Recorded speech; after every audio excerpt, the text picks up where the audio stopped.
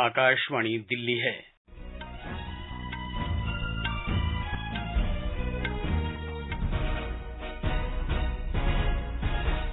सहकारिता मंत्री अमित शाह कल नई दिल्ली में CRCS सहारा रिफंड पोर्टल की शुरुआत करेंगे।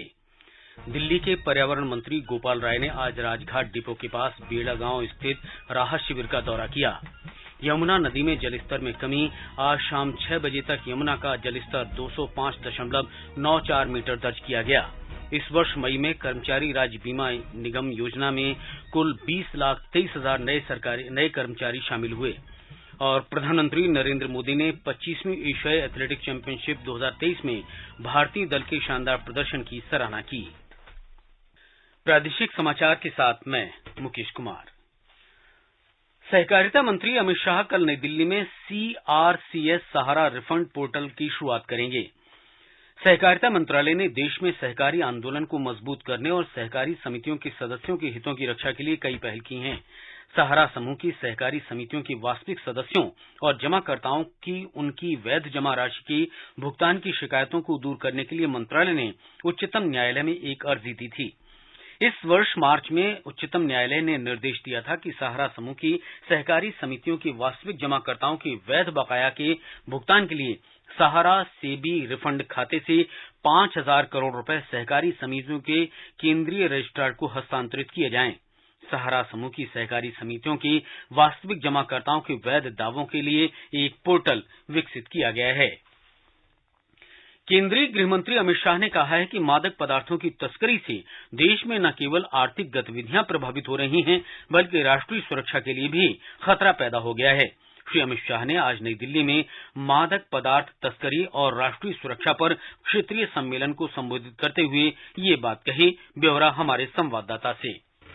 श्री शाह ने कहा कि भारत में मादक पदार्थों की तस्करी रोकने के लिए सरकार को तत्काल नई नीति तैयार करनी होगी। श्री शाह की उपस्थिति में देश के विभिन्न भागों में स्वापक नियंत्रण ब्यूरो द्वारा 2,416 करोड़ रुपए मूल्य के 1,44,000 किलोग्राम से अधिक मादक पदार्थ नष्ट किए गए। उन्होंने कहा कि सरकार ने प्रधानमंत्री नरेंद्र मोदी के नेतृत्व में भारत को मादक पदार्थों से मुक्त करने के लिए मादक पदार्थों को कतई बर्दाश्त नहीं करने की नीति अपनाई है। गृह मंत्री ने कहा कि राज्य सरकारें और अन्य एजेंसियां नशा मुक्त भारत का लक्ष्य प्राप्त करने के लिए मिलकर काम कर रही हैं। गृह मंत्री को बताया गया है कि पिछले साल 1 जून से इस वर्ष 15 जुलाई तक NCB तथा राज्यों की क्षेत्रीय इकाइयों ने सामूहिक तौर पर तकरीबन 8,76,000 किलोग्राम मादक पदार्थ नष्ट किए हैं। ये तय लक्ष्य से 11 गुना अधिक है। इनका मूल्य लगभग 9,580 करोड़ रुपए है। समाचार कक्ष से रोमा हंस।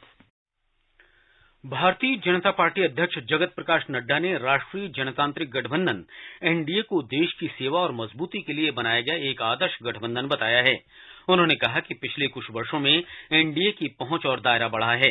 भाजपा अध्यक्ष ने कहा कि 38 दलों ने गठबंधन की कल की बैठक में भाग लेने की पुष्टि की है। श्री नड्डा ने आरोप लगाया कि यूपीए के पास न तो नेता है और न ही नीति और न ही निर्णय लेने की शक्ति।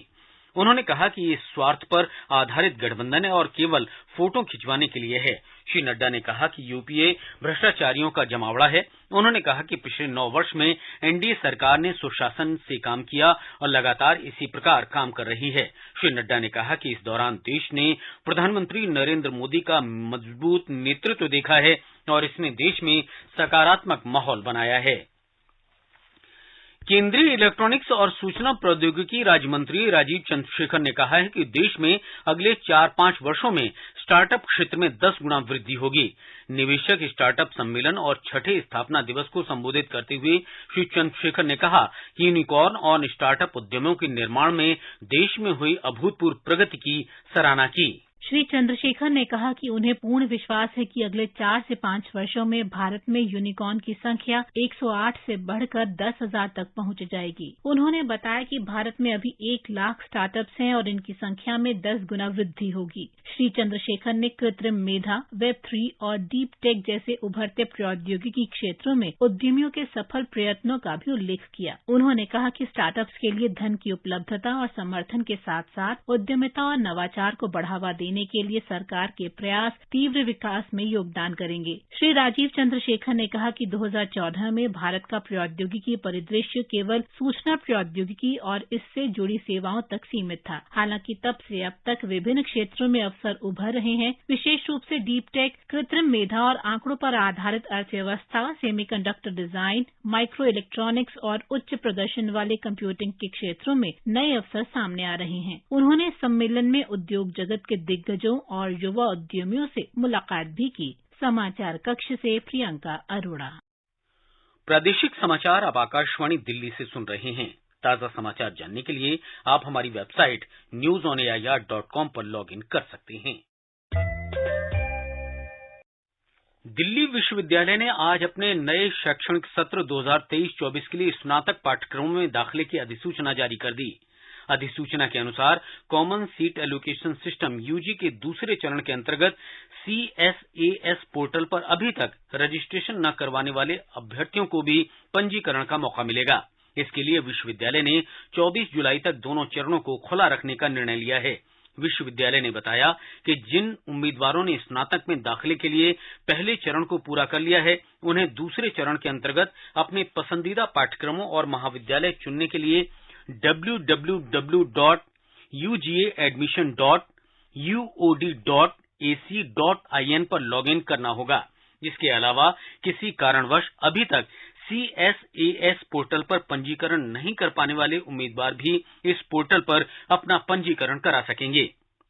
दोनों चरणों के लिए उम्मीदवार 24 जुलाई को शाम 4:59 तक पंजीकरण करा सकते हैं।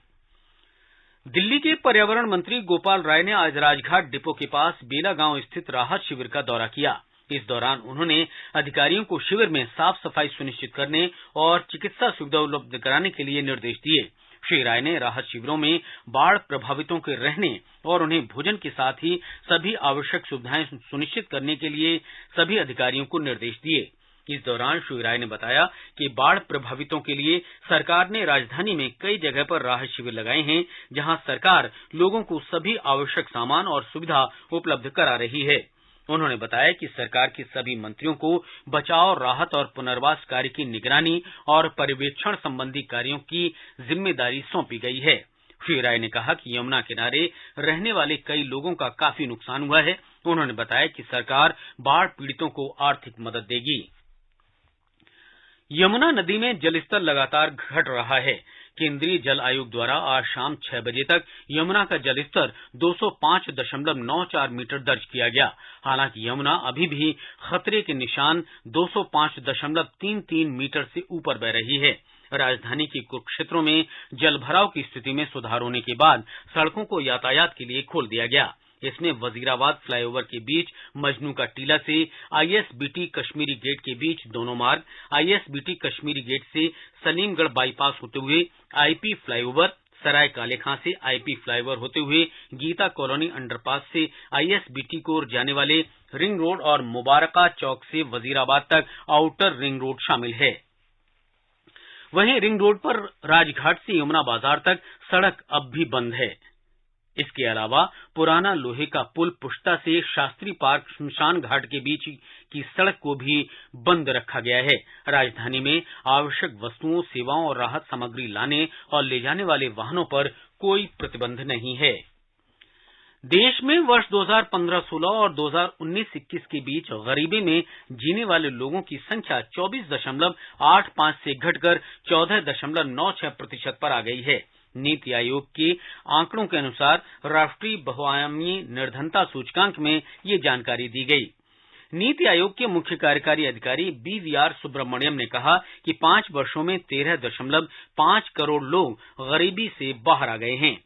उन्होंने कहा कि भारत वर्ष 2030 की निर्धारित सीमा से पहले सतत विकास लक्ष्यों को हासिल करने की राह पर है। उन्होंने ये भी कहा कि इस रिपोर्ट में बताया गया है कि ग्रामीण क्षेत्रों में गरीबी में तेजी से गिरावट आई है और इस अवधि के दौरान ये 32.59% से घटकर 19.28% रह गई है। 3 करोड़ 43 लाख के आंकड़े के साथ उत्तर प्रदेश में गरीबों की संख्या में सबसे अधिक कमी आई है और बिहार, मध्य प्रदेश का स्थान इसके बाद आता है। इस रिपोर्ट में 36 राज्यों और केंद्र शासित प्रदेशों तथा 707 प्रशासनिक जिलों में बहुआयामी गरीबी का आकलन प्रस्तुत किया गया है। प्रादेशिक समाचार आप आकाशवाणी दिल्ली से सुन रहे हैं। ताजा समाचार जानने के लिए आप हमारी वेबसाइट newsonair.com पर लॉग इन कर सकते हैं। राष्ट्रपति द्रौपदी मुर्मू ने कहा है कि परोपकार भारतीय परंपरा में सर्वाधिक महत्वपूर्ण मानवीय मूल्य है। नई दिल्ली में आज राष्ट्रपति भवन में भारतीय रेड क्रॉस सोसाइटी की वार्षिक आम बैठक में उन्होंने कहा कि रेड क्रॉस ने प्राकृतिक आपदाओं और स्वास्थ्य की आपातकालीन परिस्थितियों में राहत कार्यों के जरिए अपनी प्रतिबद्धता का परिचय दिया है। उन्होंने रेड क्रॉस के सदस्यों और स्वयंसेवकों की समर्पण और मानवता की सेवा की सराहना की। राष्ट्रपति मुर्मू ने कहा कि मानव सेवा के लिए सोसाइटी के समर्पण, करुणा और निस्वार्थ भाव ने औरों को भी प्रेरित किया है। उन्होंने आशा व्यक्त की कि रेड क्रॉस सोसाइटी मानव कल्याण के लिए अपना कार्य जारी रखती रहेगी। राष्ट्रपति ने कहा कि खुशी की बात है कि रेड क्रॉस सोसाइटी 100 से अधिक रक्तदान केंद्रों और देश भर में अपने अभियान के जरिए भारत की रक्त आवश्यकता की 10% हिस्से की पूर्ति कर रही है। उन्होंने कहा कि सोसाइटी स्वैच्छिक रक्तदान की संस्कृति को बढ़ावा दे रही है। राष्ट्रपति ने रेड क्रॉस सोसाइटी से अनुरोध किया कि रक्तदान से जुड़ी गलत धारणाओं को दूर करने में लोगों को जागरूक करें। इस वर्ष मई में कर्मचारी राज्य बीमा निगम में कुल 20,23,000 से अधिक नए कर्मचारी शामिल किए गए हैं। योजना के भुगतान रजिस्टर के अनुमानित डेटा के अनुसार इस अवधि के दौरान 24,886 नए प्रतिष्ठान पंजीकृत किए गए। आंकड़ों के अनुसार युवाओं के लिए नए रोजगार सृजित किए गए हैं। योजना में पंजीकृत कुल नए कर्मचारियों में 9,40,000 25 वर्ष तक की आयु के हैं। 3,96,000 महिला कर्मचारियों को शामिल किया गया है। पंजीकृत कर्मचारियों में 71 ट्रांसजेंडर हैं। प्रधानमंत्री नरेंद्र मोदी ने 25वीं एशियाई एथलेटिक्स चैंपियनशिप 2023 में भारतीय दल के शानदार प्रदर्शन की सराहना की है। ट्वीट संदेश में श्री मोदी ने कहा कि भारतीय एथलेटिक्स ने 27 पदक जीते हैं, जो कि विदेशी धरती पर आयोजित चैंपियनशिप में भारत के पदकों की अब तक की सर्वाधिक संख्या है। दिल्ली नगर निगम की महापौर डॉक्टर शैली ओबरॉय ने राजधानी के बाढ़ प्रभावित क्षेत्रों में विशेष सफाई अभियान चलाने के लिए अधिकारियों को निर्देश दिए हैं। इसके साथ ही इन क्षेत्रों में मच्छर जनित बीमारियों से बचाव के लिए एंटी लार्वा संबंधी उपाय करने को भी अधिकारियों से कहा गया है। महापौर ने आज बाढ़ प्रभावित क्षेत्रों की स्थिति के हालात को लेकर निगम मुख्यालय में पार्षदों और अधिकारियों के साथ समीक्षा बैठक के दौरान ये निर्देश दिया। इस दौरान उन्होंने कहा कि यमुना का जलस्तर धीरे धीरे घट रहा है और अब निगम की जिम्मेदारी ये है कि प्रभावित क्षेत्रों में सफाई व्यवस्था सुनिश्चित की जाए। डॉक्टर ओबराय ने प्रभावित क्षेत्रों में कोई बीमारी न फैले, इसके लिए मृत पशुओं को जल्द से जल्द उठाने का भी निर्देश दिया। उन्होंने कहा कि राजधानी में बाढ़ से सबसे अधिक प्रभावित जोन में SP zone, central zone, civil line zone, Shahdara उत्तरी जोन और शाहदरा दक्षिणी जोन हैं। आकाशवाणी का समाचार सेवा प्रभाग हिंदी और अंग्रेजी में साप्ताहिक लाइव फोन इन कार्यक्रम पब्लिक स्पीक में आज रात 9:30 बजे कृष्णा एस वत्स, सदस्य एनडीएमए और doctor Piyush Ranjan, professor medicine, AIIMS के साथ मानसून के दौरान सुरक्षित और स्वस्थ रहने के लिए एहतियाती उपाय पर चर्चा करेंगे। कार्यक्रम के दौरान 011-2371-7106 और 011-2331-4444 पर फोन कर श्रोतागण विशेषज्ञों से सवाल पूछ सकते हैं। अंत में मुख्य समाचार एक बार फिर। दिल्ली विश्वविद्यालय ने आज अपने नए शैक्षणिक सत्र 2023-24 के लिए स्नातक पाठ्यक्रमों में दाखिले की अधिसूचना जारी कर दी है। दिल्ली के पर्यावरण मंत्री गोपाल राय ने आज राजघाट डिपो के पास बेला गांव स्थित राहत शिविर का दौरा किया। यमुना नदी में जलस्तर में कमी आ रही है। आज शाम 6 बजे तक यमुना का जलस्तर 205.94 मीटर दर्ज किया गया। इस वर्ष मई में कर्मचारी राज्य बीमा योजना में कुल 20,23,000 नए कर्मचारी शामिल किए गए हैं। और प्रधानमंत्री नरेंद्र मोदी ने 25वीं एशियाई एथलेटिक्स चैंपियनशिप 2023 में भारतीय दल के शानदार प्रदर्शन की सराहना की है। इसके साथ ही प्रादेशिक समाचार बुलेटिन समाप्त हुआ। नमस्कार।